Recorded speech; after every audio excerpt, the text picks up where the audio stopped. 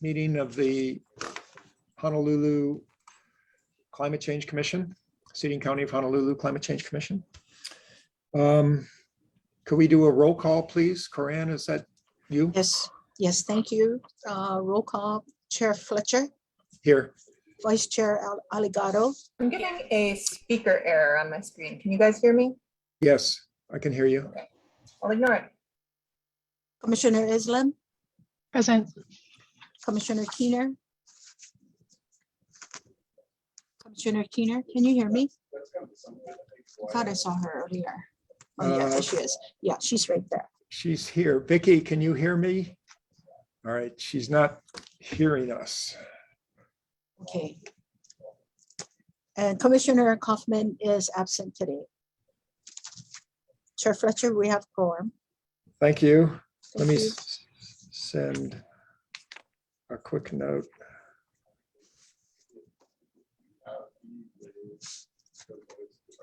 To Vicky.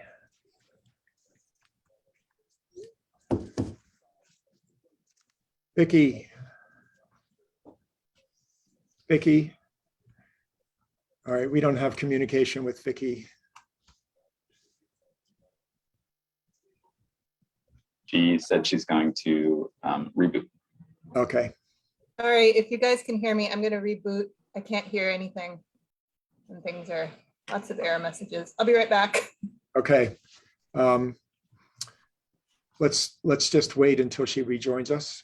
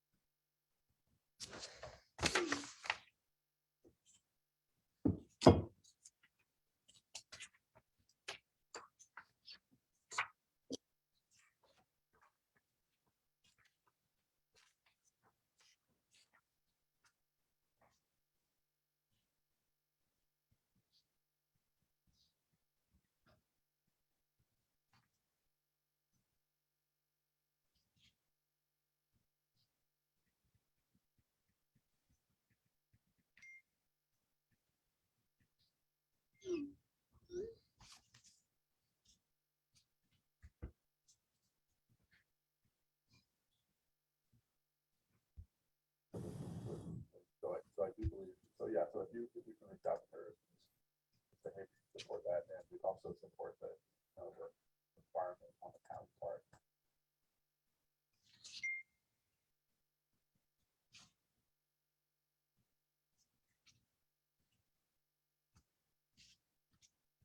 Okay, apparently Vicky's entire computer is going through a series of updates.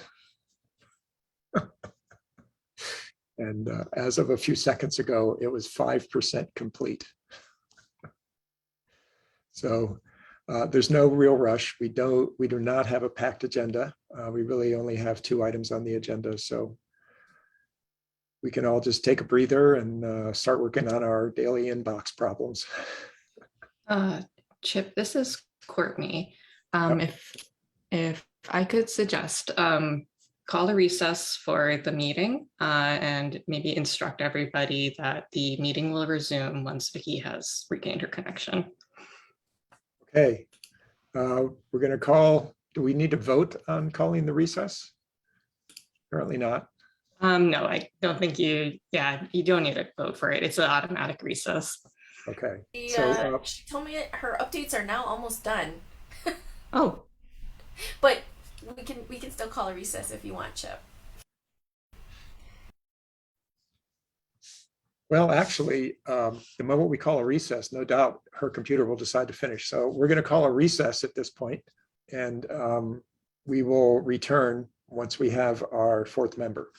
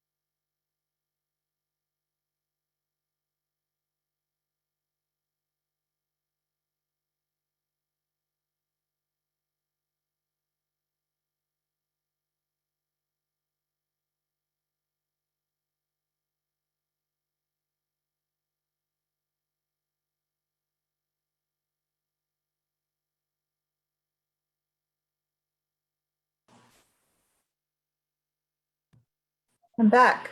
Can you guys hear me? And can I hear you? Oh my God, I still can't hear you. Okay, I'm gonna call in and. No, no, I can hear I can you. hear you, Vicky. Sorry, we didn't say anything. I was muted. Okay, we're going to end the recess and rejoin our commission meeting. Sorry about that. That's okay.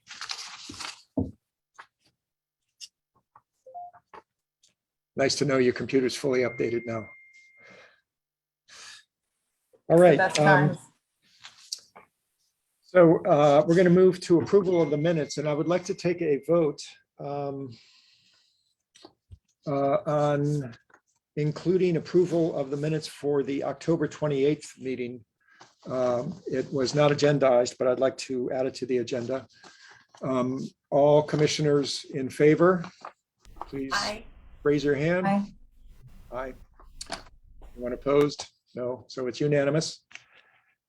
So let's begin with a review of the October 28th minutes. I found no changes necessary. Commissioner Islam, No changes. Looks good to me. Commissioner Keener, No changes. Commissioner Allegado. No changes. Thank you.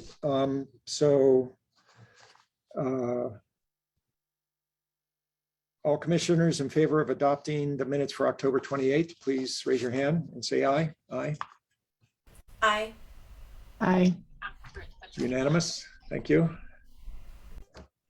And November minutes, I found a couple of changes. Specifically on the second page, item 6.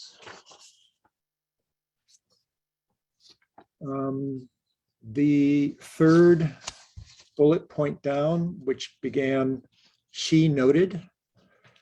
If we go to the second line, the word currently. Can someone confirm? So the sentence is, she noted that single-family residents are now considered development if they are on a shoreline parcel or on a non-shoreline parcel that is currently impacted by waves, storm surge, high tide, or shoreline erosion. My memory might be faulty, but I thought it was single-family residences that are in the 3.2 sea level rise exposure area rather than the word currently. Am I wrong there? Does anybody know? I also cannot remember off the top of my head, Chip. I think maybe best would be to go back and reread Act 16 explicitly and then just pull the correct Okay. statement from that. All right, so we're going to ask for confirmation of that. And then moving down to bullet number 5, which begins beach is now defined. If we go to the second line there, the word coastal is missing an A. Chip, sorry, I found my notes from that particular meeting, and my notes are consistent with this bullet point. I have my note said that development still does not include demolition of structures except those designated as historical sites, construction or reconstruction of family homes situated on a parcel impacted. But now single family homes are considered development if they are on a shoreline parcel or a non-shoreline parcel affected by wave or shoreline conditions. That was the notes that I took, and that Great, okay. Yeah. Thank you. But do we So- want to check it with the act explicitly? Yeah, we may want to, but that is what Justine said. Yeah, Okay. that's great. I think on that basis, once we get through this review, we can go ahead and vote on adopting the minutes, but then we'll also do a little research. So coastal is misspelled. Then if we go 2 lines down, again on the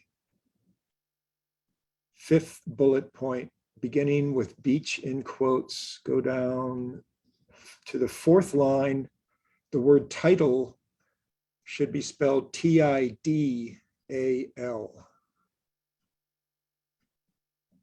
And moving along that same line includes sand deposits at. The word at is missing after the word deposits at nearshore submerged areas.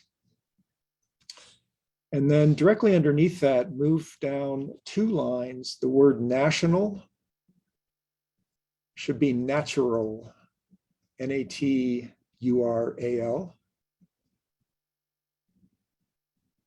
And continuing to item number 7, which is 2 pages deeper. Item number 7, bullet number 1, 2, 3, 4, 5, beginning with Balaciano, and then sub-bullet 2, beginning with amendments, the word coastal is missing an A.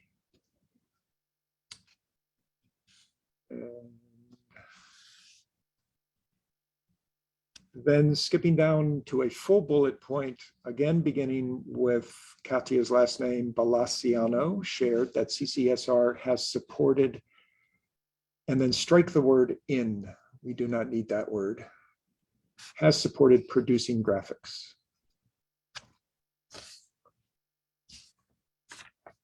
And then going to the next page,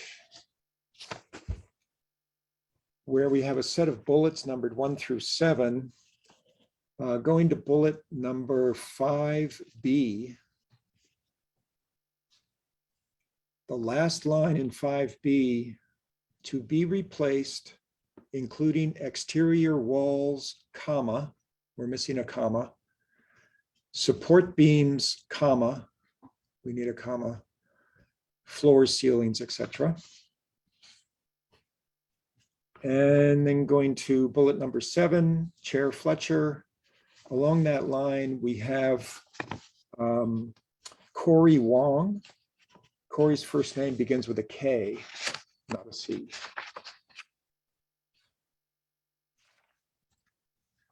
And last page, 2 more items.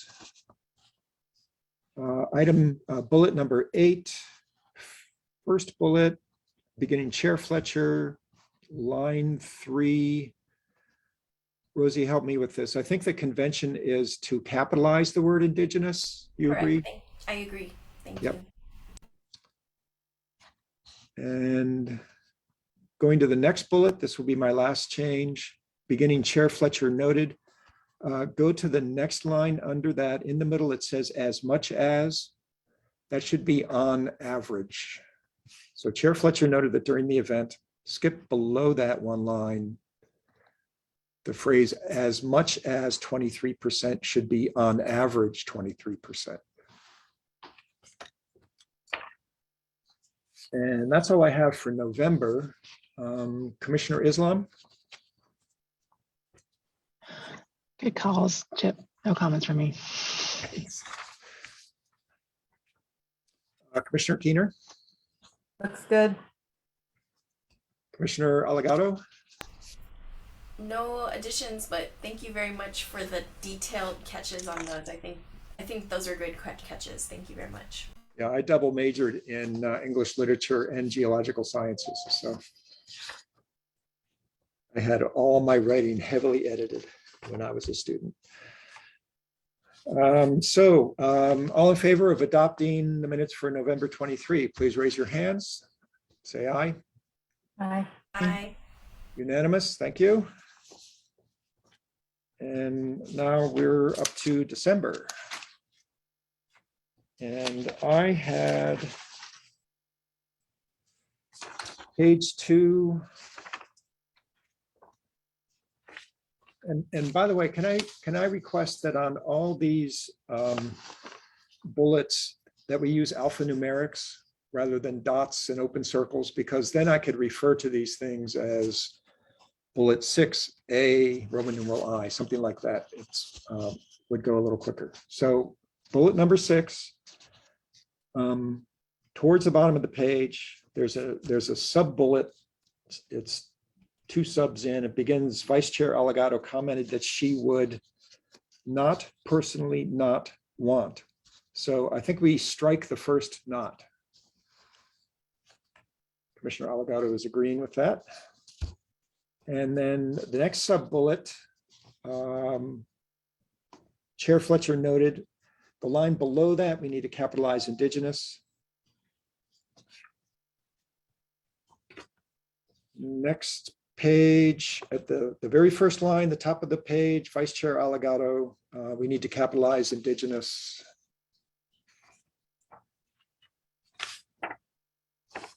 And those are all the changes I have. Commissioner Islam? No changes. Keener? No changes. Allegado? No changes. Thank you. All in favor, say aye. Aye. Aye. Aye. Unanimous. So we've adopted minutes for December 17. And moving on to item, any comments from the public on our minutes?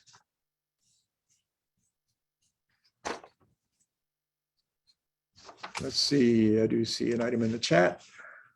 Okay. Nothing from the public. Let's move on to agenda item number 4, communications and correspondence from the public. Is Ken Kozuma with us? No, I don't see him.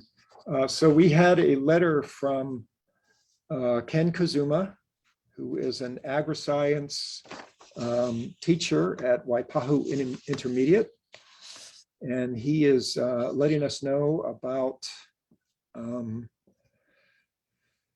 a student project to reduce the amount of waste generated on their school campus using composting as much as possible. They're currently working with a couple of specialists who were contracted with the Department of Energy on a pilot composting program, Department of Education, a pilot composting project in Department of Education schools. The reason he's contacting us is because they entered their project in the Samsung Solve for Tomorrow STEM Challenge competition, and they've been selected as one of the top 100 projects in the nation out of over 1,000 submitted. Congratulations, Ken. You must be a fantastic teacher. You and your students are doing a great job. They now have the opportunity to create a video for the next round, and he feels that this is an amazing opportunity because if they can create a very impactful video, they could put a national spotlight on climate change and make it able to have a significant impact on schools, not only in Hawaii, but across the world. So that is leadership and mentoring if I've ever seen it anywhere. So congrats to them. Good job, everybody.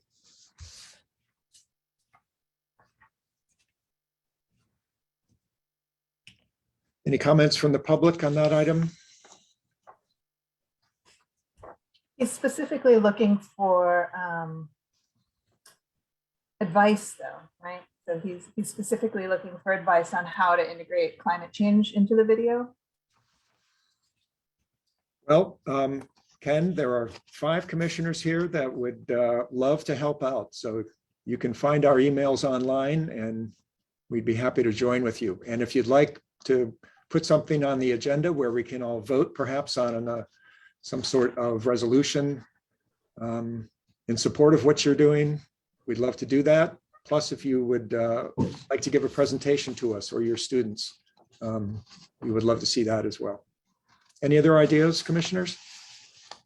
I was just gonna say, I know OCCSR has wonderful resources that they work really hard to create, and so not only working with the commissioners, but talking to Director Gonzer to see how best the office can support what they're doing might be another great idea. Yeah, that's a great idea.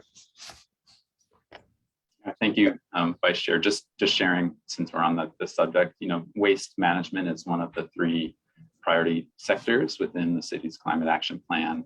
In previous meetings, we'd shared some of our excitement about a pilot project that's kicking off now just this year that we received USDA funding for, a food waste recovery and composting effort in Chinatown with a whole variety of local partners. So I think, an opportunity to connect with the teacher and the students and share some of that experience and help knit that story about more circular opportunities and how that helps address our own local greenhouse gas emissions would be great. Thank you, Matt. Chip, I had one more. I don't know if it's best to talk about it here or if we wanted to talk to Ken, one-on-one or something, or write him a letter. But I was thinking also that the recent new landfill siting issues would be something relevant for them to talk about. The history of landfill placement on the island and issues of equity and where those are cited. And it's a good opportunity to work in land use and climate change as well. Yeah, great points. Haley or Corinne, maybe since Ken's email came via you guys, I think, through your office, maybe you could make the recording today available to Ken. He'll see our invitation and also see all of our ideas, and then he can reach out. Good question, Chair. Did he indicate timing or a due date for their video? No, I didn't see that in the email. But I love the idea of working with our Department of Education. You immediately get big scope on any projects. Yeah, he did send it a month ago, though, on December 18th. So we might want to move quickly if you wanted to reach out.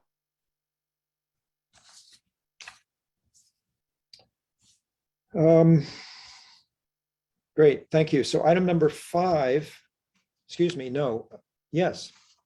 Matt, I think that's you reporting on activities of the Office of Climate Change, Sustainability and Resiliency. The floor is yours. Sure. Thank you, Chair. Aloha, Vice Chair and Commissioners and members of the public. Matt Gonzer, Director for the city's Office of Climate Change, Sustainability and Resiliency. Glad to be back with you here in January, though 3 weeks in, but maybe I'll sneak in one more haole makahiki po and a happy, healthy new year to all of you.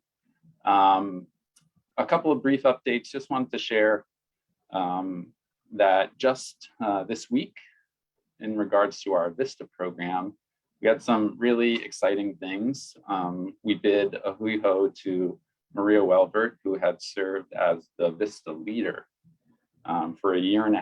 And the reason we have a VISTA leader is because we have so many VISTAs across the entirety of the city. This individual supports the coordination, supports professional development, supports the management of working with supervisors and others across city agencies. So over the years, we've had on average about 18 VISTA members, inclusive of the VISTA leader, across 6 agencies. And in Maria's term of service, it can be quite emotional because she onboarded and said aloha to 37 individuals in this period of time. And these are folks that are providing tremendous capacity across a whole variety of areas within emergency management, urban forestry, housing and homelessness, economic revitalization, business and constituent services, and then all of the efforts within CCSR as well. So we're just so appreciative of Maria, and her last day was Wednesday. But we're lucky that on Tuesday, we onboarded the new Vista leader, and his name is Daniel, and he'll be here with us at least through the next 12 months. And he actually is number 50. So since the city has been running this program, Daniel onboarding is our 50th Vista member. And again, we cannot express our appreciation enough for these individuals and their interest in serving with the city generally, but also providing really impressive capacity building for our offices to better engage and connect with individuals all across the island. So welcome, Daniel. And then on Monday, so Vista is obviously the whole mission is service to community. And in recognition of Martin Luther King Jr. Day, which is a national day of service, they had a great opportunity to connect with the Pacific American Foundation and volunteer out at the Waikalua Lokaia in Kaneohe. And they were super appreciative of that opportunity. And even though it's still challenging, a great chance for them even to continue bonding in an outdoor setting safely while also giving back to community. And then just shifting gears a little bit in terms of some of our recent engagements. I had the chance this past Sunday to join the executive director of the Blue Planet Foundation, Melissa Miyashiro, at the 2022 Student Energy Summit. It's actually a modified version. They've postponed it till April, but they wanted to make sure to have a session in advance of the opening of the state legislative session, which was this Wednesday, so that we could empower them with information around climate science impacts and action, but also to support them in their own civic education and how they can become more involved and participate in the process. So that was a great chance. And then just Tuesday, the office, myself again, we presented at the Honolulu Youth Commission, which was a great chance to connect with these island-wide youth leaders. They had very great questions on the information that we were able to provide them, even share with them that, you know, the office was established in the same way that that commission was established, by the voice of the people via a charter amendment. And I know that this commission has expressed interest in connecting with that commission. I made sure to relay that with the chair, Kainoa Azama, and happy to be a bridge to make that connection for any future meetings or invites for City Climate Change Commission. And then lastly, we continue the efforts on the Better Building Benchmarking and Transparency Program. And just yesterday, we held the first of 2 virtual open houses to continue the one-on-one engagement that's been happening for months and months at this time. And for those that are interested, there is one more open house coming up on Wednesday, next week, Wednesday at 6 p.m. And you can register at the link that I just dropped in the chat. And then lastly, something that is not squarely, CCSR activities, but is critically important to the city operations generally. We know that there is great opportunity and need for people to join the city and contribute to services, programs, management of city assets for support of community. And we know that need will be growing into the future around all of our climate challenges. The city takes this very seriously, and one of Mayor's top priorities is encouraging and making the city not only a better place to join and find career opportunities, but to break down some of the barriers that really present even informing, connecting, educating people about those opportunities. So 2 things that are coming up also next week, Wednesday, from 10 to 4 p.m., both in person and virtual. The city is participating in a career fair at the Neil Blaisdell Center. All agencies and departments are participating. I put another link in the chat for those that are interested in finding out how to participate. And because we know, the story of March 2020, going from one of the lowest unemployment rates in the nation to the highest unemployment rate in the nation, and a recognition that we don't simply want to return to those kinds of opportunities that folks perhaps had before. And frankly, some of the sectors are not necessarily moving to bring everyone back to that same workforce, recognizing all the discussions around our destination management action plans, Office of Economic Revitalization, thinking about the sectors that we need moving into the future. We know that the city has an important role to play as an employer, right, of people around the island, and giving them the chance to be the ones that can help maintain the places that we love, and to provide services and to connect people with services. So last year I shared that the mayor submitted a competitive application and was admitted to the Bloomberg Harvard City Leadership Initiative. Later, just at the end of last year, we submitted an additional competitive application for a specific support track, and they're providing support around innovation. We're one of about a dozen cities that are benefiting from this team across Bloomberg Philanthropies, Harvard University, the Center for Public Impact, and a new Center for Public Innovation at Johns Hopkins, focused on an intensive year-long innovation accelerator towards recruitment, hiring, development, and retention. We know, again, that there are needs and opportunities. We have resources now to think about the kinds of filling of positions, whether it's across Parks and Recreation, customer services, community services, HPD, HFD, and we know that there are other kinds of challenges in terms of even navigating the system, and how do we prototype more approachable means for even for individuals that are potentially interested in seeking opportunities, while partnering that with the Work Hawaii program, and thinking about job training in different sectors that can provide people that opportunity for a living wage and a good job. So I know that's a little bit outside of the bounds solely of CCSR, but I wanted to share that both with the commission and the public in terms of how critical we know there is a need to support people in job training and finding opportunities to continue to provide benefits back to community. And the city certainly has a big role as a major institution to support local jobs and good jobs that continue to provide those services. And that concludes my update, Chair.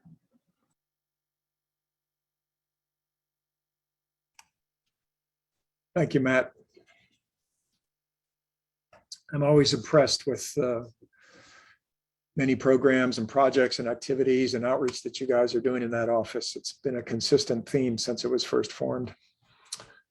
Commissioners, any comments or questions? Commissioner Islam? No, I just wanted to applaud you guys for continuing the good work, Matt. It's exciting to hear and encouraging to know that the city is kind of advancing with the program with the Bloomberg Foundation and Harvard School. So it's great. Commissioner Keener? I agree. Congratulations on all those new great initiatives and continuing ones. And I definitely want to follow up both with Chip, with you of getting the Honolulu Youth Commission on the agenda and hearing from them more about their priorities. Great, looking forward to that. Commissioner Allegado, any thoughts? Yeah, just to follow up with Vicky, I've been working with OCCSR and Director Gonzer to follow up on making sure that we are not only scheduling that, but also scheduling kind of a rotation around the island of kind of focusing on inviting constituents and their representatives from different parts of the island. That's something that I'm working with with Director Gonzer on. But I did have a question for Director Gonzer, which is the legislature just opened. And I was just wondering if your office has identified any items in this upcoming legislation session that we should be tracking and maybe pay attention and think about agendizing in the future, or just, that we need to stay current on? It's a great question, Vice Chair. As I just opened 2 days ago, we haven't really gotten through the magnitude, and there's still time for bill introduction through next week.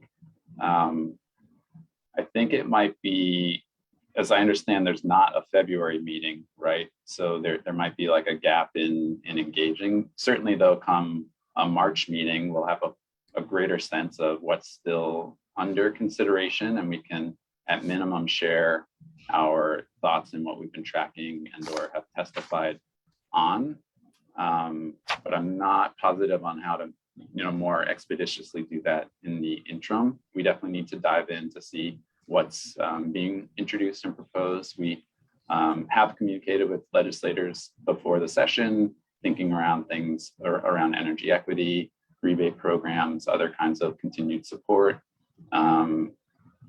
Even thinking about clarifying, if you're not familiar, the state actually does have enabling legislation around transfer of development rights. And there's interest in further clarifying its potential uses, not just for open space and ag preservation, but an explicit statement around supporting and facilitating getting out of harm's way, thinking about coastal hazards and redirecting growth towards those places that better support transit-oriented development, affordable housing, and things like that. I haven't really gotten into the list yet, but would be happy to share that as we can once we develop our own tracker.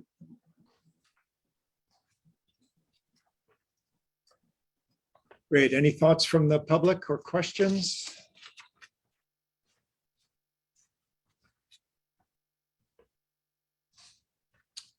Okay. Moving on to item number 6. Courtney, Deputy Corp Counsel, will make a presentation on updates to the Sunshine Law pursuant to Act 220 in 2021. Thank you, Chip. Good morning, commissioners. Courtney Suwako, Deputy Corporation Counsel. We are entering the most interesting part of the agenda today, which is, of course, the discussion on updates to the Sunshine Law as passed by the legislature in Act 220.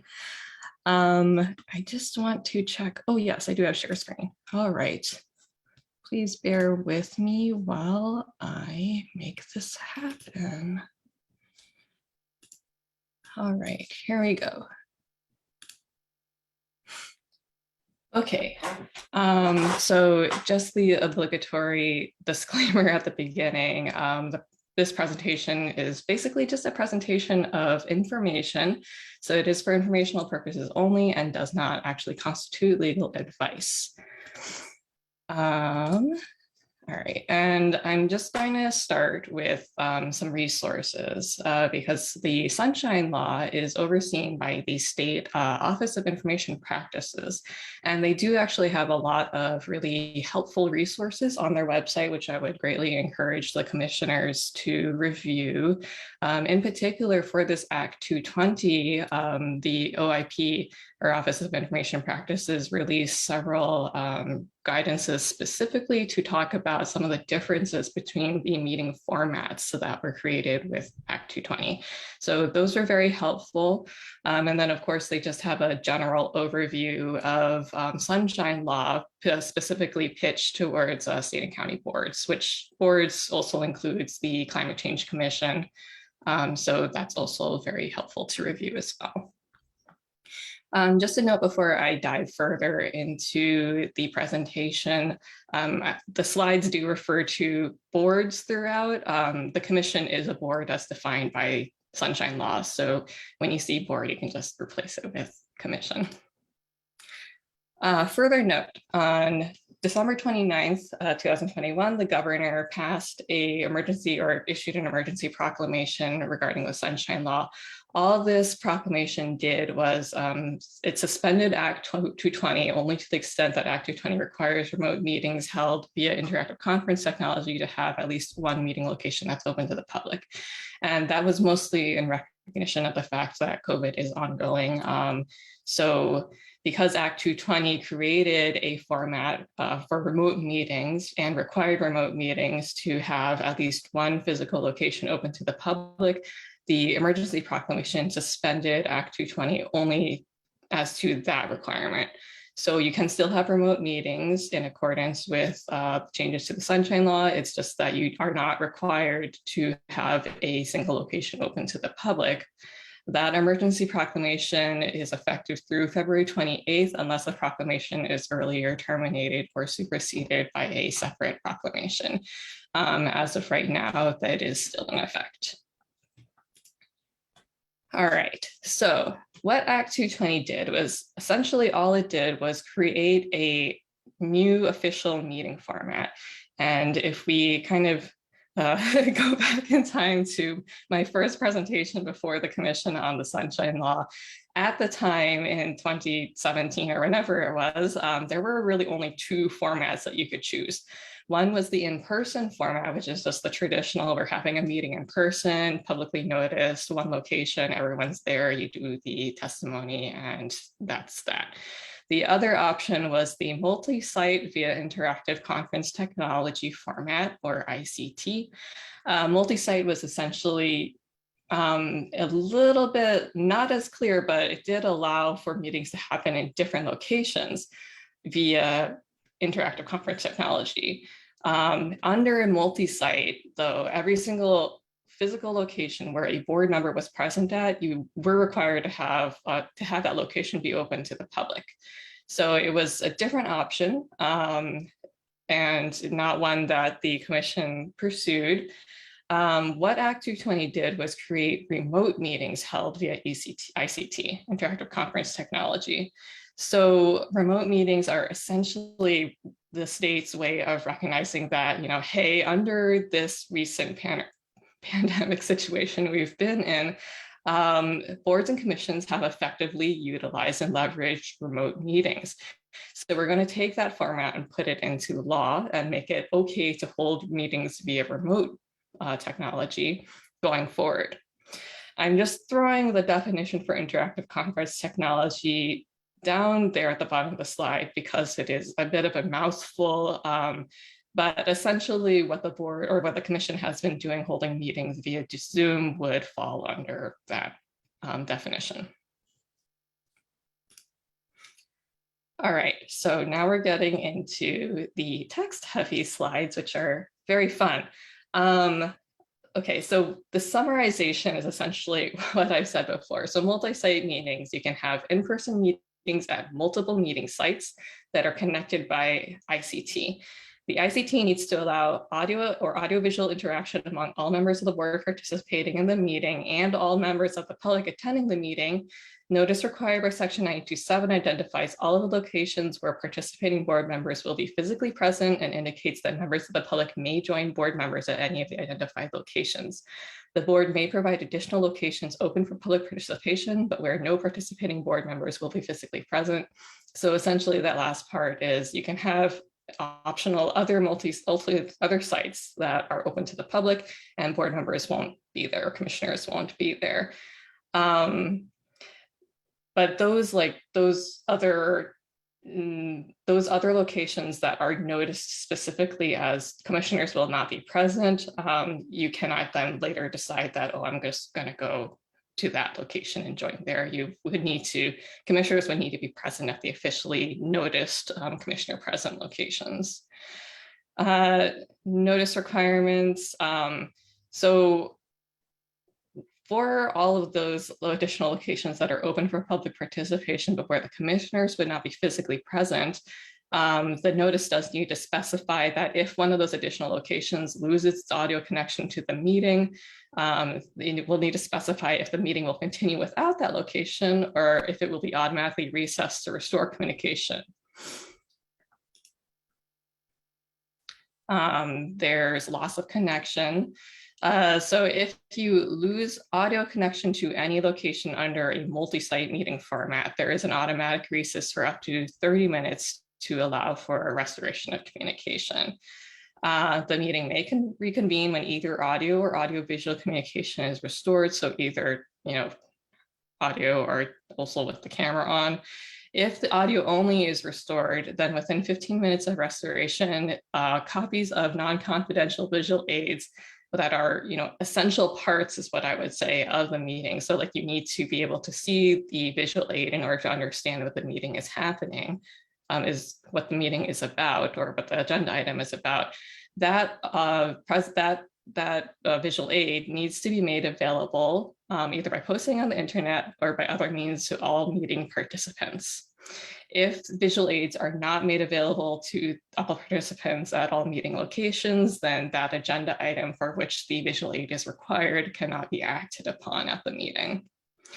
If you cannot reconvene the meeting within 30 minutes after loss of connection, then reasonable notice has not been provided as to how the meeting will be continued at an alternative date and time, then the meeting is automatically terminated. And just to bring it back to the top of what the purpose of the Sunshine Law is, the purpose of the Sunshine Law is to ensure that the policy and law of state and local governments is performed as openly as possible. So all of these requirements where meetings have to end or you have to give public notice or anything like that, that's all intended to meet the spirit and intent of the Sunshine Law. So it can get a little bit burdensome and complex, but it's for a greater public policy purpose. Just a note on multi-site meetings for board members with disabilities, and that may include, for example, a intermittent hospital visit or something like that. If you are one of these board members, if we come across a board member with disability, or that was poor phrasing, I apologize for that. But if you are a board member with disability that limits or impairs your ability to physically attend a noticed meeting, you may participate from a location that is not noticed and not accessible to the public, so long as audiovisual connection is maintained and the member identifies who else is present with them at that location. And I think OIP's guidance has specifically set as an example, if you're in the hospital, for example, and you cannot actually attend a physical location because you're in the hospital, you can attend from that location essentially via Zoom. So remote meetings via ICT, and this is the new format. It's going to sound very familiar to the commissioners. We're just getting into the weeds of what the Sunshine Law requires for that format. So the ICT used has to allow audiovisual connection or interaction, among all members of the board participating in the meeting and all members of the public attending the meeting, except as otherwise provided. After February 28th, which is the date when the governor's current emergency proclamation expires, there must be at least one physical meeting location that is open to the public, and that location has to have audiovisual connection. And I believe that the Office of Climate Change and Sustainability and Resiliency will assist and support the commission in finding a public location when that requirement comes into effect. There is no requirement under a remote meeting format to allow members of the public to join board members at their the board member's non-public location. But for the board members, or for the commissioners, when you're participating in the meeting, you are required to state who, if anyone, is present at that public location or the non-public location with you. And the way that OIP has sort of described this is if you have somebody with you who is, listening in, may participate in the meeting, is physically present at all times, that would be an individual you would need to identify. If it's like you're in a closed room, maybe you have your child running around in the background, they may overhear things from time to time, but they're not intended to be a participant in the meeting. That is not somebody who you would need to identify as with you for purposes of this requirement. There are slightly different notice requirements for remote meetings held via ICT. The notice has to list that one location that is open to the public with audio-visual connection, and that, of course, would be effective or a requirement after February 28th. The notice has to inform members of the public how to contemporaneously remote view the video and audio of the meeting through internet streaming or other means. So there's that Zoom link that the commission has in their notice agenda. And it must also provide remote oral testimony in a manner that allows board members and other meeting participants to hear the testimony, whether through an internet link, a telephone conference, or other means. You've got the Zoom link, and then there is also language I've worked with Haley on the bottom of the agenda instructing how to submit testimony. The notice also needs to list any additional locations open for public participation and specify, in the event an additional location loses its audio-visual connection to the remote meeting, whether the meeting will continue without that location or will be automatically recessed to restore communication. So if this is, a location that is not like that single one required location, other optional locations, if you've decided to make other locations open to the public, you just need to include in your notice that, if this other location loses its connection, we will either continue without that location, or we are going to automatically recess to try to allow connection to be restored. So the technology must allow interaction among all members of the board participating in the meeting and all members of the public attending the meeting. Of course, Zoom allows for that, so that is being currently addressed. A quorum of commissioners must be visible and audible during the meeting, and no other meeting participants are required to be visible during the meeting. So just camera on, microphone needs to be working, and it needs to be quorum. So for purposes of the commission, that is at least 3 out of the 5 members. Any board member participating shall be considered present for purposes of quorum and voting. At the start of the meeting, the presiding officer shall announce the names of the participating members. All votes are conducted by roll call unless unanimous. So just a note on the action items, which I'm sure will help move things forward a little bit faster. So essentially what this means for practical purposes is that all the person or the commissioner who is calling for votes needs to say is, are there any objections or abstentions? If somebody or one of the commissioners indicates that, yes, I do have an objection, or yes, I am abstaining, then you need to actually do the roll call. If there are no objections or abstentions, then you can just pass the action essentially. The meeting should be recorded when practicable, and the recording made electronically available to the public as soon as practicable after a meeting. And I believe that is something that the commission is doing already, because it records its Zoom meetings. The recording must remain posted on the commission's website until minutes are electronically posted to the website. There is also an option to actually use that recording and accompany it with basically just a written summary of what happened during the meeting, in lieu of actually going through with the written minutes process. So that may be something that the commission would want to consider. So loss of connection requirements for remote meetings.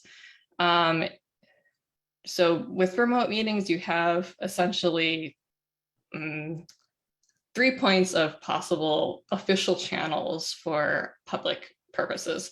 So you have the channels for the members participating, so each commission. Of course, those locations are not public, but the commissioner's participation in the meeting is an important point of the meeting. You've got the public location, so that one single official location that is open to the public, which is noticed on the agenda. And you also have the remote public broadcast. So I guess something like the Facebook live stream that the commission uses. So if audiovisual communication cannot be maintained with any of these 3 categories, then the meeting is automatically recessed up to 30 minutes. The meeting may reconvene when either audiovisual communication is restored or if audio only communication is restored after an unsuccessful attempt to restore audio visual. You do need to provide reasonable notice as to how to access the reconvened meeting after an interruption to communication. And I think that that can be achieved just by, putting some language into the noticed agenda. If audio only communication is restored, then each speaker must state their name before making remarks, just to, make sure that everybody knows who is actually speaking before they join the conversation. If audio only is restored, then within 15 minutes, copies of these non-confidential visual aids need to be made available. Same requirement as same requirement as the multi-site format. Basically, if it's a visual aid that is essential to understanding the agenda item, that needs to be distributed so that people who are participating can understand the agenda item. And if it is not distributed, then no action can happen on that agenda item. If the meeting cannot be reconvened within 30 minutes and no reasonable notice is provided to the public as to how the meeting will be continued at an alternative date and time, then the meeting is automatically terminated. So executive meetings for remote meetings. So this is a little bit different. So for executive meetings, you need to have audio connection for the board members or the commissioners who are participating in that executive meeting. And just a reminder, for executive meetings, it's one of those exceptions to the open meetings requirement where the commission may go into an executive session to consider one of the exceptional items. Among them, for example, consulting with the attorney, so myself, on matters that impact the commission's liabilities or questions of law. In these executive sessions, audio only is required, but visibility is not required, so you don't need to have the camera connection. When we enter these meetings, the presiding officer shall publicly state the names and titles of all authorized participants. And upon convening the executive session, all participants shall confirm to the presiding officer that no unauthorized person is present or able to hear them at the remote locations or via another audio or audiovisual connection. So essentially, Haley or Corinne or whoever is assisting the commission with running the meeting would just confirm that there's nobody else there who it should not be there. And then also the person organizing the ICT, so whoever is handling the Zoom call or handling the teleconference line, shall confirm that no unauthorized person has access to the executive meeting as indicated on the control panels of the interactive conference technology being used for the meeting if applicable. So, again, whoever is handling the Zoom call. So that was something of a, verbal blurb to everybody, or verbal barf.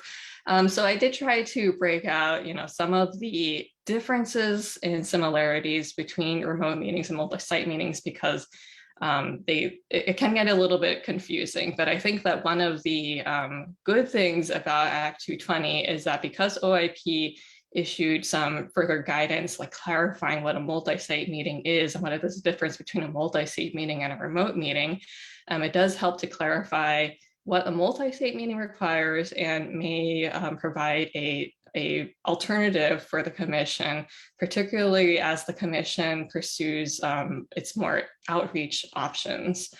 So a multi-site meeting is basically a remote meeting that is officially held at multiple physical locations. So you, in the remote meetings, only have just the one location, and then you have additional options for members of the public to remotely view the meeting. For a multi-site meeting, each official physical location where a board member is present is open to the public, and members of the public may join the board member.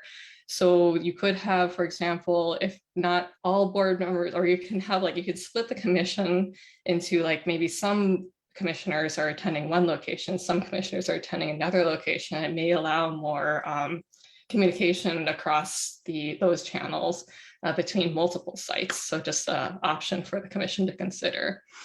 For remote meetings, it's just you have that one physical location that's required, and then you don't otherwise need to be physically present. So just some differences that open up the options to the commission.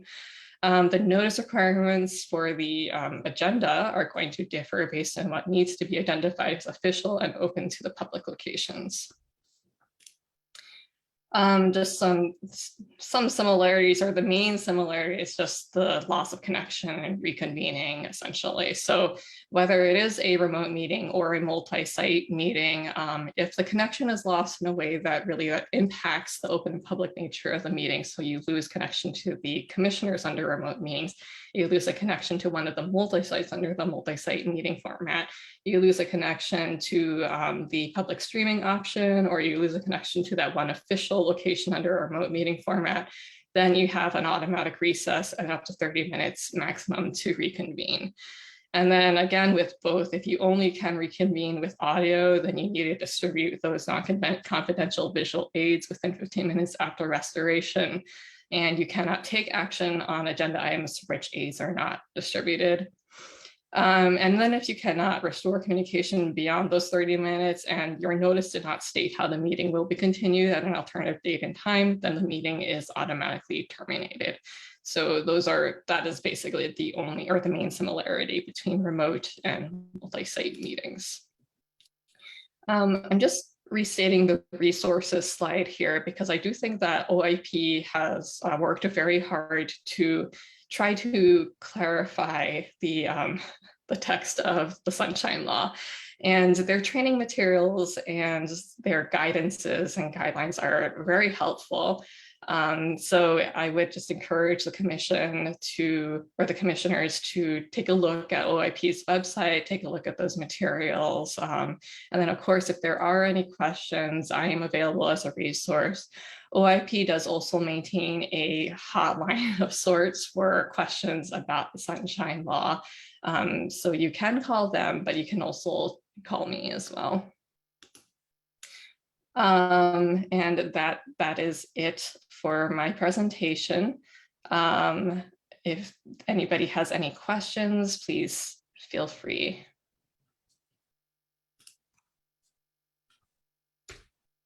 Thank you, Courtney. I always appreciate your lecture style. Thank you very much. I'm gonna have to get you in the classroom. Any comments from commissioners?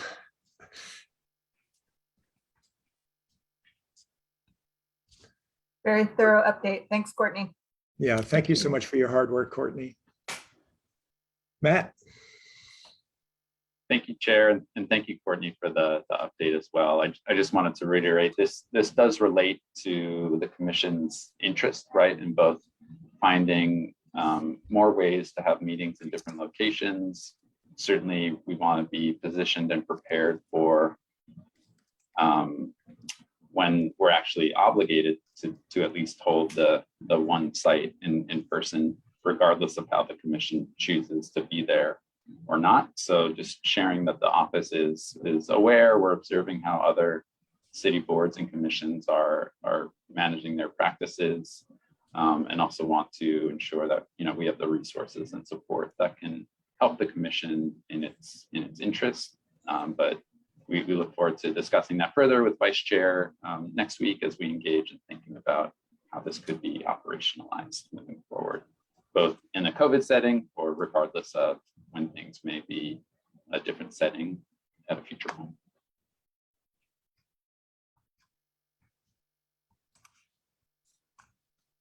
Thank you.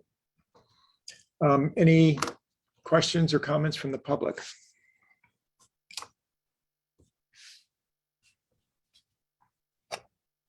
Okay.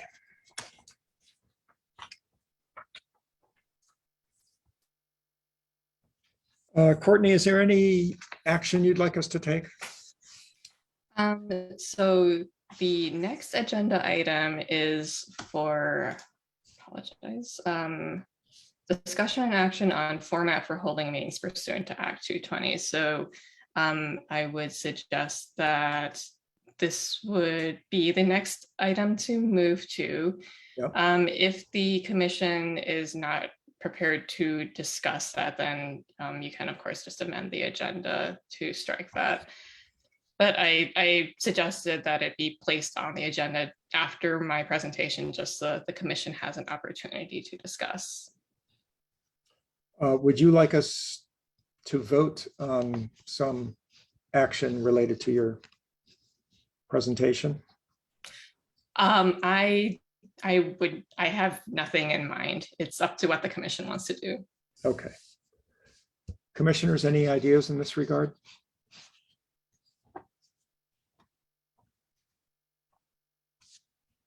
I think One of the things, oh, sorry, go Vicky. all right, I'll be fast. One of the things that I noted was with the meeting minutes, we had the option of using the video posting and then just doing a brief summary instead of the minutes. So that might be something to discuss. I personally find the written meeting minutes helpful to review in their detail, but I'm open to discussion with the rest of the commission.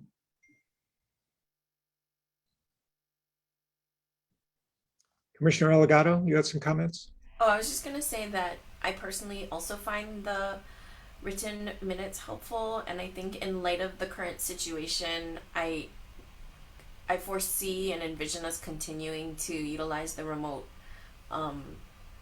function, the remote meeting function in the future.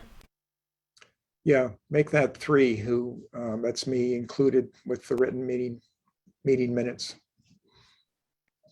I'll just share, I also appreciate them too. They're very detailed and thorough. So Indeed, they are.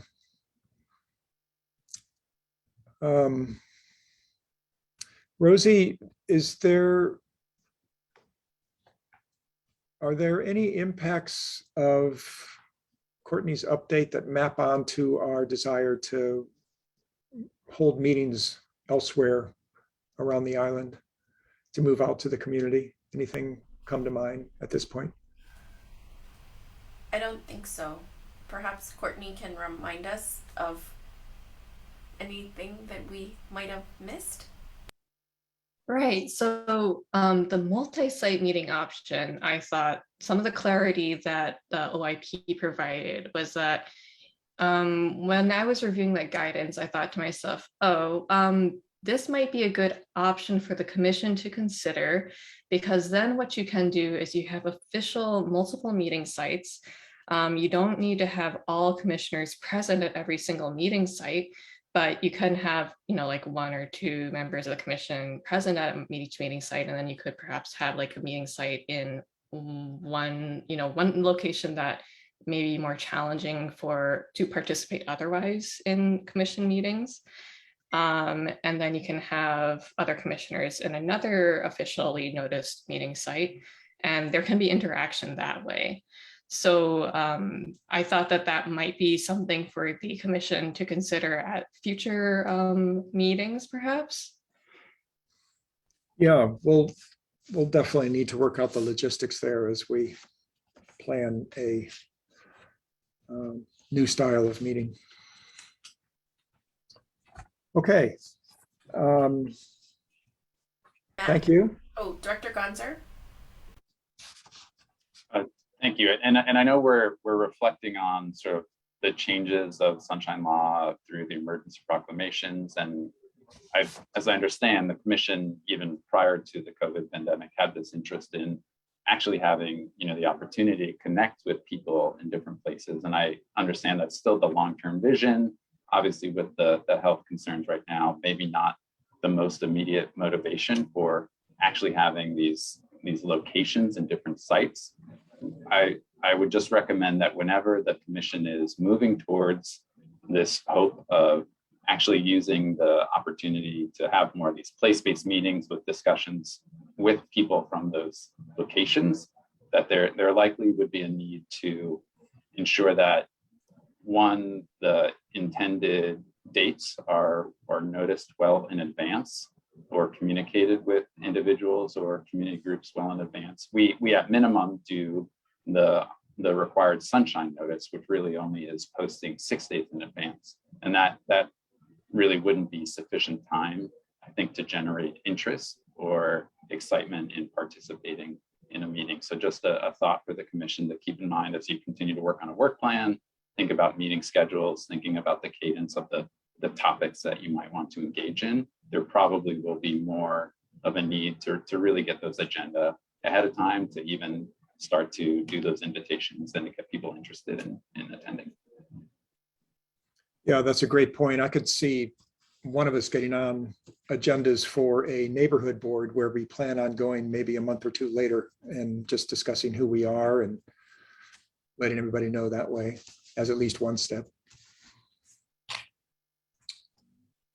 I had one more question as Yeah. a follow-up to Courtney's explanation about the in-person multiple meeting sites. Courtney, could we have like one in-person meeting site remote somewhere and the rest or other commissioners being in non-public locations, like in our houses or offices? Or if we take that option, does everybody have to be in a publicly accessible site? Right. So what you're describing is actually the remote meeting option. So you have what we're doing right now, you're in a non-open to the public location, and then you have the one physical location that is required to be open to the public.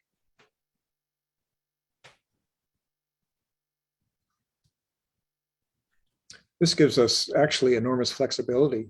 Some subset of us could travel to a community and the rest could be remote.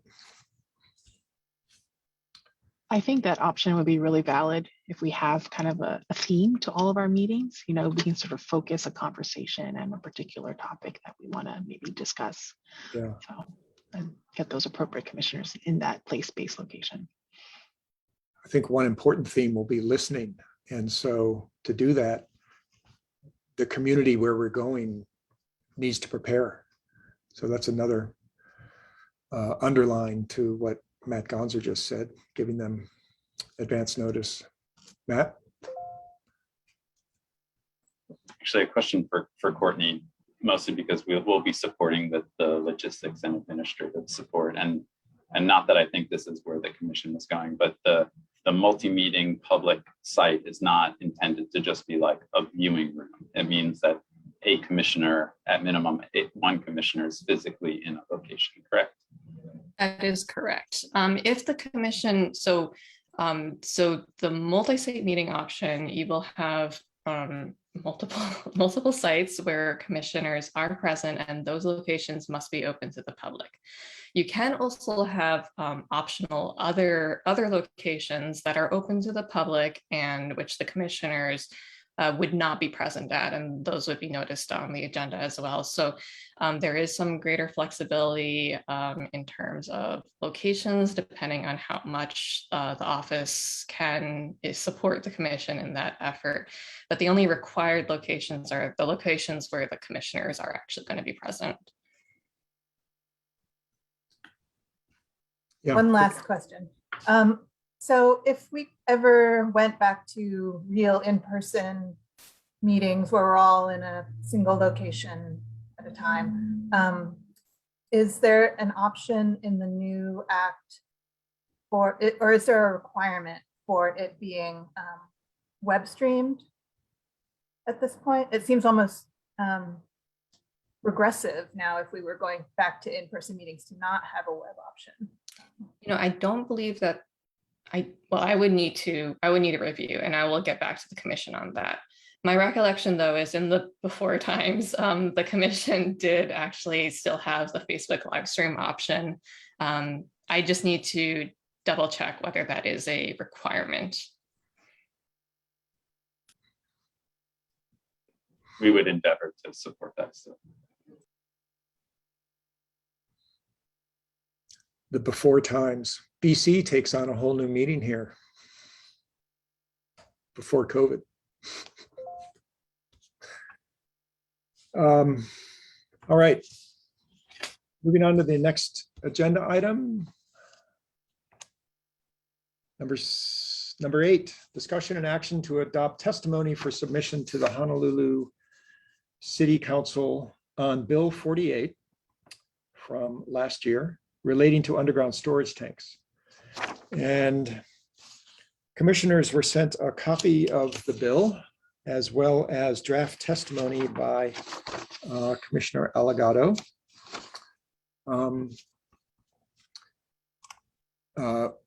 I've worked with Commissioner Allegado in developing a sentence to be plugged in at the Chip, are you last. gonna Yeah, share- go ahead.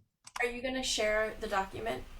Yes. See where you're at. Sorry. Yep. Thank you. Okay, so I'm putting in the chat a sentence or 2 or 3 that would go at the end where we have this highlighted portion. I guess I should share screen. Thank you for that assistance. Now I just have to find the document. That's going to take me a minute. Commissioner Allegado, do you want to introduce the document while I look for it? Sure. So this testimony is in support of Bill 48, which basically requires any entity operating an underground storage tank or tank system larger than 100,000 gallons of any substance to obtain a permit from the city. And our role in testifying is to establish the connection and relevance of this bill to the city's long-term climate change plans that are really in alignment with the Board of Water Supply Master Plan, which was introduced in 2016, a number of watershed management plans across Oahu, as well as the Climate Change Vulnerability Assessment for Water Supply and Water Systems Report, which was passed in 2019. So we, the idea here is that Bill 48 is one piece in the arsenal of Oahu's climate mitigation strategy and climate defense. Did you find the document yet? Okay. Yes.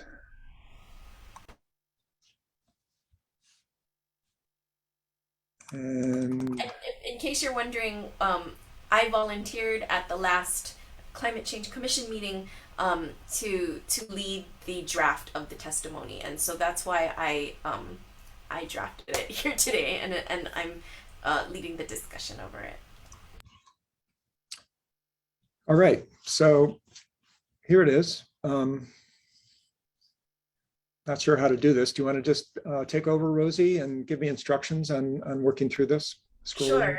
Sure. So this first paragraph really summarizes what the topics in the bill are.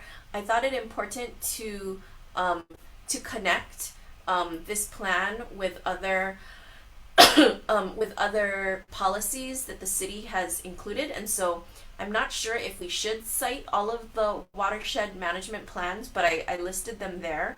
I also did research to identify portions of other policies that we had, and I also made a touch point to the State Commission on Water Resources stance on Red Hill that they just testimony or a statement that they just put out. I believe it was a couple weeks ago. I can't remember the exact date.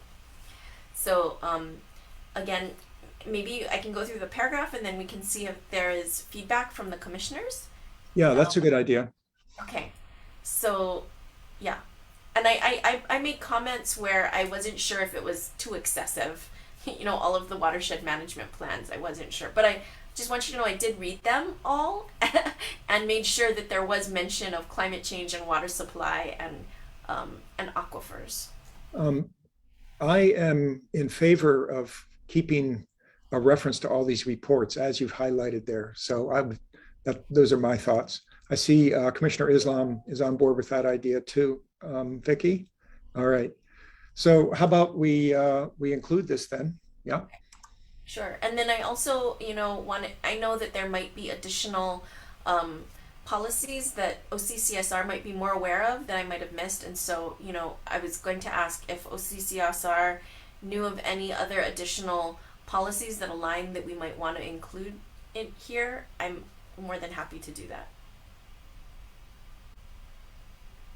Director Gonzer, do you know of any that I might have missed? I'm not off the top of my head, and certainly would defer to the commission's opinions on the matter. But we look forward to helping to support on the formatting and facilitating getting the testimony in. Great. Um, Sorry, Rosie. I noticed we have some members of the public who have expertise in this area. So I want to assure them that we're going to open this up for public comment and your input once the commissioners have gone through with our input. Thanks, Chip. Yeah. So the second paragraph really presents the case that the demand for fresh water is really tied to these aquifers, because I don't have the percentage here, but I know off the top of my head that Oahu draws about 99% of its drinking water from groundwater. And furthermore, that the EPA designated the Southern Oahu Basal Aquifer as a sole source aquifer for Oahu. So that really promotes the need to protect these vital resources. And that is actually something that we noted in our own commission brief. I think it was our first one, June 2018, to protect our drinking water. And I note that Vicky, I noted that we might want to add in an additional Keener citation, and perhaps Vicky make can a- comment. That's yeah. So I sent this to you on direct chat, Rosie, that I suggest the 2018 National Climate Assessment chapter for that citation, not 2012, but the 2018 one, and I sent it to you in chat. Okay. And that really is pretty comprehensive about, it definitely lists all those, the kind of essential climate variables and their trends and projections, and outlines all of this. So Thank you. Yeah, I knew that you would be much more current on those citations. I put in Tim because that's the one I always use, and I'm also familiar with the National Water Service 2014. But I was like, Vicky, help. Yeah, great, thank you. Chip, I just forwarded it to you since you are sharing screen. If you wanted to copy it and drop it into the just add it into the comments section, and then maybe we can ask for assistance of the office, the OCCSR graduate assistant or intern to help us clean it up at the end. Yep, Yeah. I added it. Okay, thank you. So any other comments on this paragraph? I No. think that your drought comment that you have in there too is also valid of putting into the actual text. And yeah, so I can get you I'll get you a citation about that ongoing severe drought, but I think that's relevant in, putting in a sentence about, we've been in the most severe drought in our recorded history, starting in 2008, and this is going to amplify pressures on the water supply in the future. Okay. Alrighty, thank you, Vicky. Rosie, I added a D to the end of increase here. Yep. Okay. I did not double major in English literature, so I consent to having my writing edited in public, and I take no offense and welcome it. We're so open to that. All right. Moving beyond this paragraph. Sure. So so whereas the second paragraph really talks about how our groundwater is threatened due to decreasing rainfall, which will decrease recharge, and a second threat, which is what this paragraph talks about, has to do with that climate change is anticipated to increase the frequency and intensity of natural disasters, which increases the likelihood that we'll have loss of power to our systems. And that paragraph speaks to the fact that all of Board of Water Supply's 184 pump stations and well sites, and in particular, and I just caught a spelling error, it should be 12 granular, not granule. All 12 of their it's in line 3 of this paragraph that starts unfortunately. It's next to the word, yeah, that should be granular, sorry. And 12 of their granular activated carbon treatment facilities require power. I was specific to add that in because currently the Navy's plans for cleaning the contaminated water is through these granular activated carbon treatment facilities. And so they require power. And so if we have loss of power, we will not be able to continue to clean that contaminated water. So the emergency disaster plans in the 2016 Board of Water Supply Master Plan really require then this full functioning of the gravity flow facilities, particularly in the Halava Shaft, because the Halava Shaft supplies 25% of the island's water. That shaft is now closed because of the fuel contamination, and most because we don't have any accuracy along the accurate hydrological modeling of where the fuel plume has spread. So I wasn't sure if we wanted to quote Ernie Lau's testimony that he would not risk bringing Halava back online even in the face of a natural disaster. But that testimony, I recall he said that in the city council testimony in December when this bill was being introduced. So my assessment, and again, emphasis mine, we can choose not to, is that protecting these resources from pollution constitutes a critical climate defense. And so Bill 48 moves a step further because in the wording of the bill, it allows the city to act in cases of release and articulates this really clear requirement for monitoring and importantly reporting the results of that monitoring, and also gives the city the ability to revoke those activities if any large scale release of any substance happens. So Great. Starting at the top, unfortunately, in addition to I just got that just now, threatening water recharge, climate change has already yep, sounds good. Increased the frequency and intensity of natural disasters. How about if we cite, since we can't, this reference is from an institution that no longer exists, and I couldn't find a reference to this online. How about if we cite IPCC 2021, which was assessment? Yep, okay. Sounds great. Yeah, that was the now defunct Center for Island Climate Adaptation and Policy at the University of Hawaii, and it was a report that they put out in 2010. But yeah, for sure, this is more current. Like come to pass many of the things that has been anticipated, unfortunately. Yeah. Likely leading to loss of power. All of Board of Water Supplies, emergency disaster plans require the full function of gravity flow facilities such as Halava Shaft. And then I added, based on what you just said, Rosie, which provides 25% of the island's water to supply water. Yep. You okay with that? Okay. Can anybody find a reference for 2016 Board of Water Supply Master Plan? And we can dump it down at the bottom of the document. I can drop the PDF, but I don't know what the citation would be. Does it provide a citation inside the title page, etc.? I'll go look. Yeah, I'll go look right now. Okay. Chip, I also, in a direct message to you in the chat, I gave a suggested sentence about the drought to add into the second paragraph, and the Fraser and John Beluga 27 citation about drought trends across the state. Great.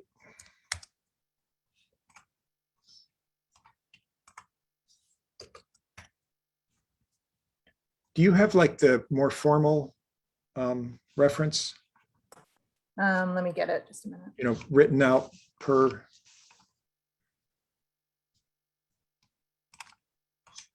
The usual style.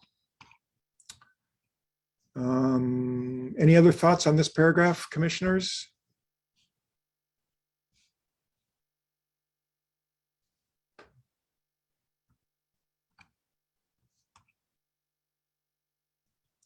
So Rosie, you're suggesting that we add a quote from Ernie here. I like that idea. Do you have one handy? I need to go back and listen. I would need to go back and listen to the testimony to pull it out. I mean, I remember exactly when he said it, but I Yeah. would need to go back and find it to have a correct reference. Which could be hard because it was quite a long it was a long Yeah. that testimony was long. So I just wanted to if we feel that it's necessary, I'll go back and do it. But if we think our testimony is strong enough as it stands, then I would say perhaps we don't need to do that. Yeah, I think it's plenty strong. If anybody can find that in the meantime, I'd like to vote on this today and send it off so that it's POW. Rather than waiting to do some more research. So, all right, maybe someone will look for a quote.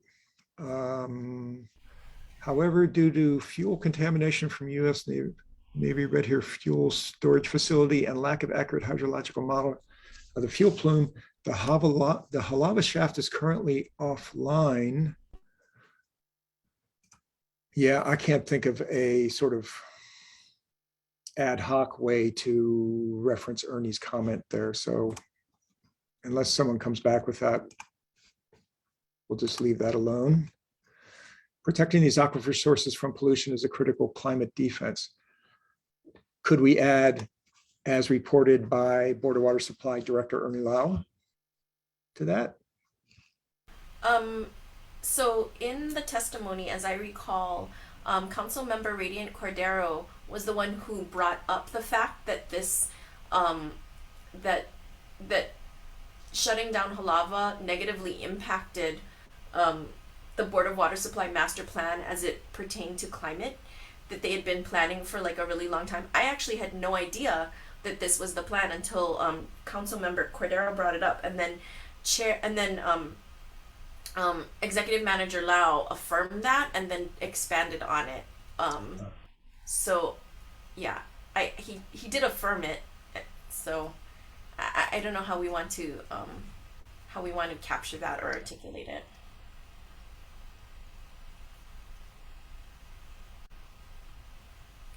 I think Affirmed. affirmed by. But Oh, just that, Oh, okay. affirmed executive manager. Wow, so that's his title? I believe, yeah. So protecting these aquifer sources from pollution is a critical climate defense, comma, affirmed Board of Water Supply Executive Manager Lau. Bill 48 moves a step further by allowing the city to act in cases of release from large-scale storage systems and articulates a requirement for monitoring, reporting, and revocation of activities. Okay. Is someone working on a reference, finding the reference for the master plan? I am. I'm Okay. still looking. Okay, and then sorry, and in this next paragraph, the final point that we wanted to bring up is that as you may recall, in 2014, there was a I believe it was during refueling of tank 5, 27,000 gallons of jet fuel leaked, and the Navy and the state health officials had known about various like small scale leaks and since the 90s, but until this large scale leak, the Board of Water Supply was never informed. This leak was of such significance in terms of environmental impact that it then kind of led the way for this legal agreement that's administered by the EPA and the U.S. Navy called the Administrative Order of Consent. And what it basically says is that it shares responsibility to protect Oahu's drinking water with the Department of Health. And I think one thing that is a gap or problematic about this Administrative Order of Consent is that the Board of Water Supply is not a signatory agency, although Oahu's residents are the ones who are directly impacted. And in fact, the Board of Water Supply then is, the main agency that is responsible for protecting our interests. So this legislation is important that's the final point, in that it is a mechanism for the city now to have direct regulation over these kinds of storage systems, and basically provides a way for us to have direct representation as residents of the city and county of Honolulu. So that's what that last paragraph is. I also wanted to note that a similar, this doesn't have to go into the testimony, but about a couple years ago, SB 1259 required that DOH adopt rules for underground storage tanks to conform to federal regulations. That bill was ultimately tabled, and so this bill really is kind of closes that loophole that we were not able to pass on the state level, and does it at the city level, which I think is an important piece of legislation. So I don't know if you want to add more stuff like that in, but this is all just background info that I discovered in my research.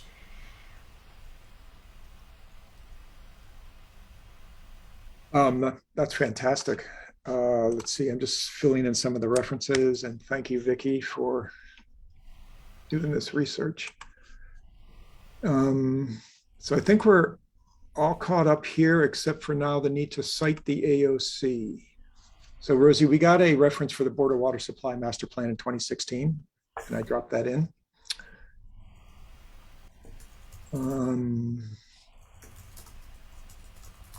If we find a reference for this administrative order of consent, we can put it in, but I don't think it's critical. So I think we can probably just leave that as is for now. So I just dropped in the link on the EPA website. Great. You can probably just footnote it and drop that in. Okay. Yeah. Oh, that's a good idea. Thank you.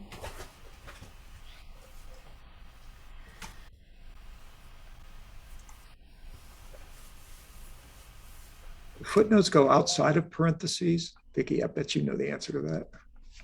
I tend to put them outside. Yeah. All right.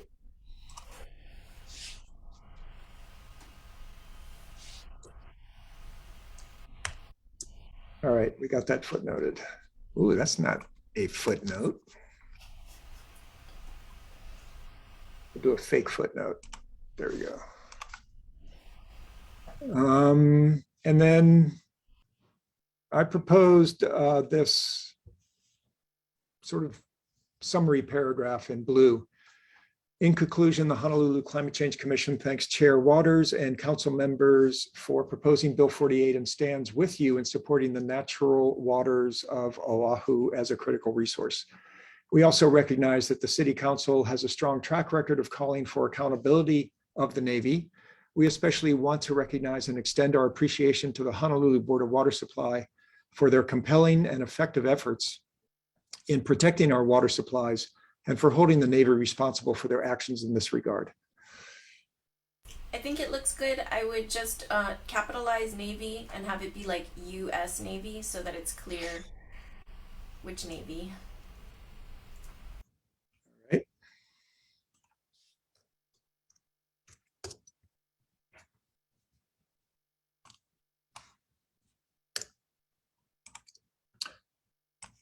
All right, so commissioners, any final thoughts? There's a note in the chat from Walter Billingsley about Ernie Lau's title, I believe. Excellent. Manager and Chief Engineer. Thank you, Walter.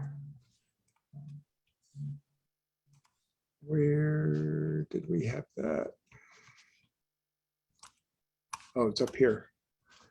Affirmed Board of Water Supply Manager and Chief Engineer. And then, Chip, if you wanted to footnote the Water Commission's statement, I dropped the link in the chat. In the first paragraph, we Sorry. Sorry for groaning. Where'd this thing go? Nope. Oh my gosh.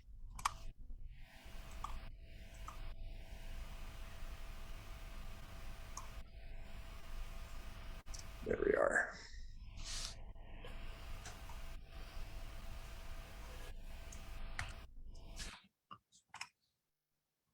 Okay, where does that go? In the very first paragraph, we talk about, in the second to the last line, we talk about the State Commission on Water Resources stance on Red Hill, and we can footnote that if we wanted to Okay. include that.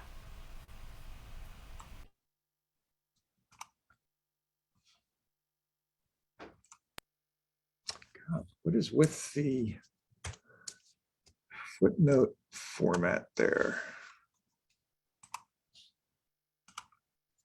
That's a 1. Did this guy go to 2? 2. Yes. Okay. Any other thoughts? It looks really great. Thank you for doing all that research, Rosie. No problem. I happen to teach aquatic pollution, so I'm teaching my students about it now. Yeah, we can tell you did a deep dive into the research here, and it's gonna translate into some great lectures at class. Nice. So if there are no other additional comments from the public on this, I wanted to move that we adopt in principle this testimony. I know that OCCSR is going to properly format this and everything, but I wanted to put that out to motion to adopt in principle this testimony.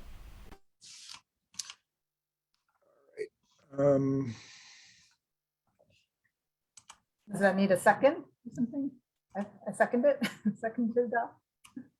I wanted to make sure that we don't have anything from the public, but I'm doing 2 things at once. Can someone really double check the public? This is your chance to make any comments.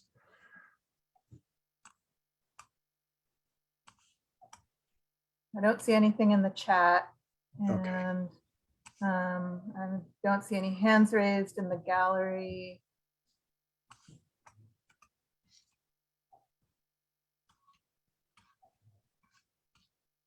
I think we're good. Okay. I need some guidance maybe from Courtney. Should we read this into the record, or can we just go ahead and vote at this point to adopt it? I believe that you can just vote to adopt at this point. It has been made available to the public, and the edits that you have made are being publicly made at the moment. So I think you can just vote to adopt as it has been amended during this item. And just a reminder as well that under the remote meeting option, you can just call for, are there any objections or abstentions? And then if there are none, because it's unanimous, then you can just go forward. Okay. So any last comments from commissioners?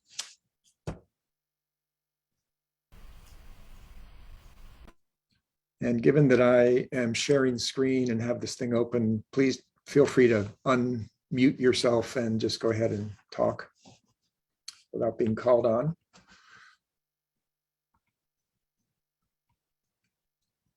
I want to thank Commissioner Allegado for what was clearly a lot of work in producing this. I think it's a very comprehensive document. I love the references, the scholarship that went into this. I'm quite personally proud to be part of this. And are there any objections or abstentions to adopting this document?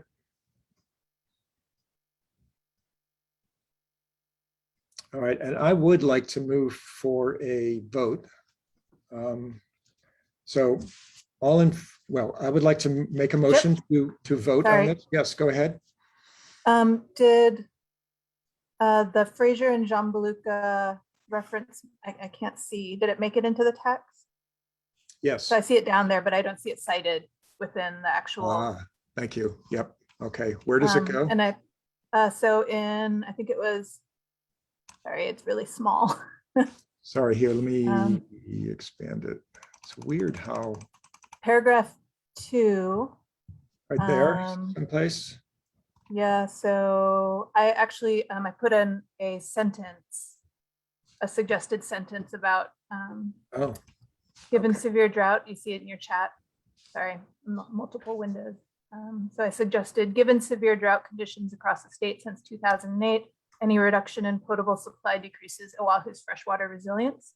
And I suggest putting that after that third line, which resulted decreased recharge of our aquifers, put in that sentence and then cite Fraser and John Beluga.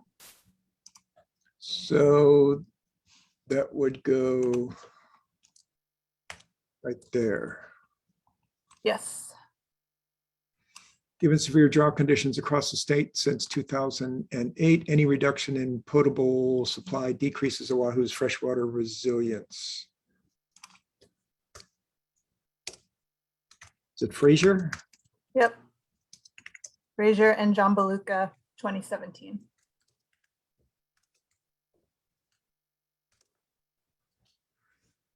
Great, thanks. All right. As Oahu's population grows, so too does the demand for fresh water. These demands are further amplified in the face of decreasing rainfall and increased evaporation and evapotranspiration due to climate change, which result in decreased recharge of our aquifers. Given severe drought conditions across the state, any reduction in potable supply decreases Oahu's freshwater resilience. Bill 48. Okay, great. Chip, can you put an Okina in the Oahu's? But yeah. Yes. Thank you. How's that look? Looking good. All right.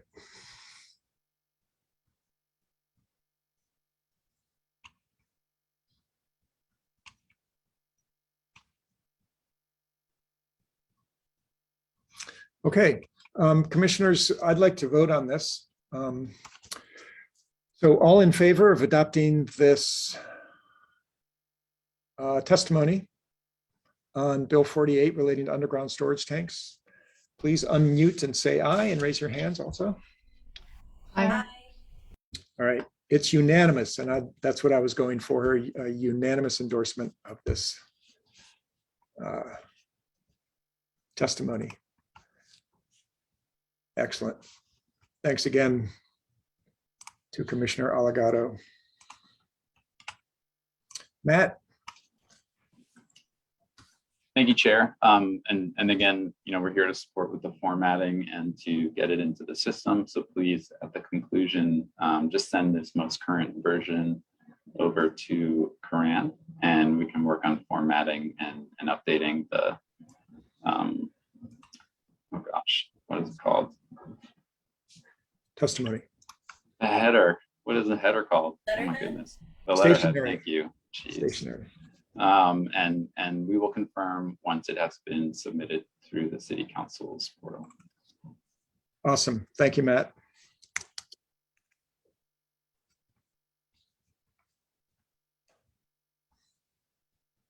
Sorry, 1 second as I save this thing.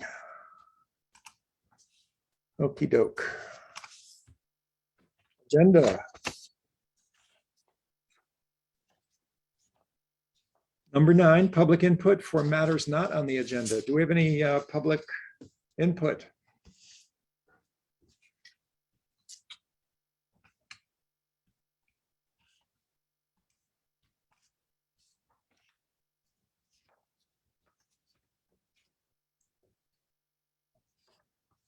Going once? Going twice? Alrighty. Our next meeting date is March.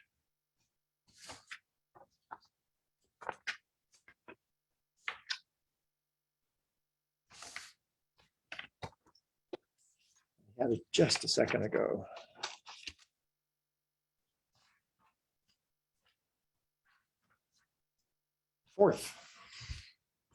March 4th, 9 a.m. That's a Friday. That's the first Friday in March.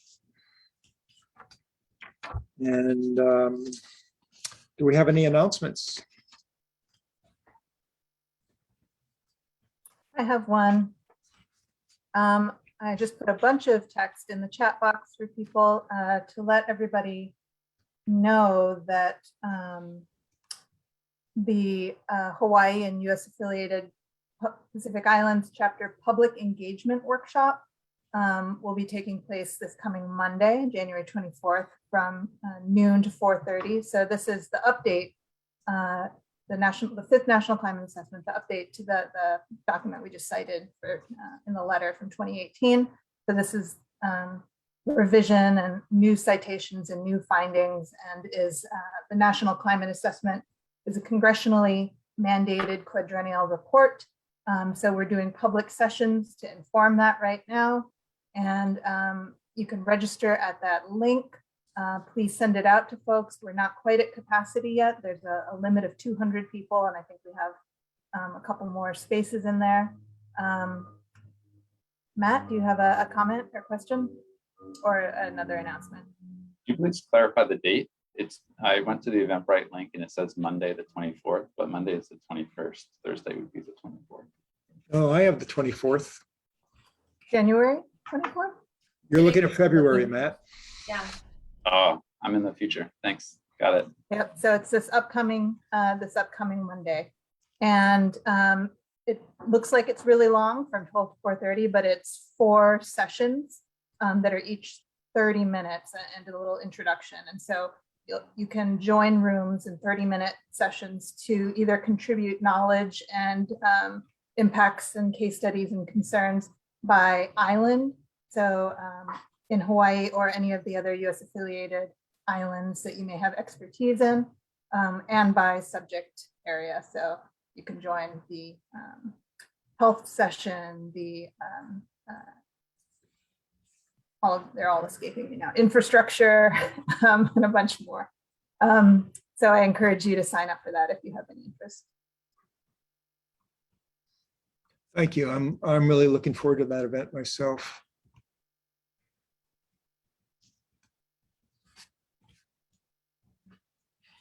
Dave, I see your note here in the chat. Did you want to do anything with this?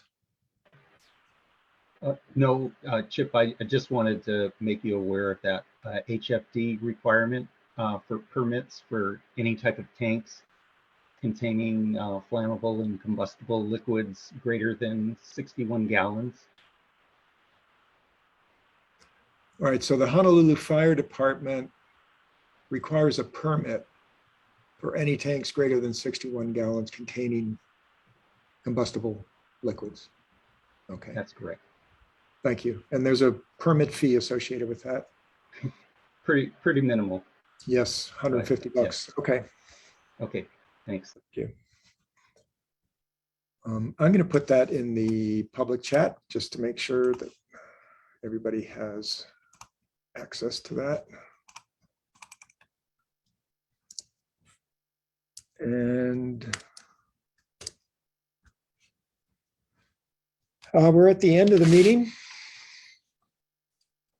Any last thoughts, commission members? Or the public? All right, I won't belabor it. Thanks, everybody. Have a great weekend. Have a great month of February. And we'll see you March 4th. Meeting adjourned.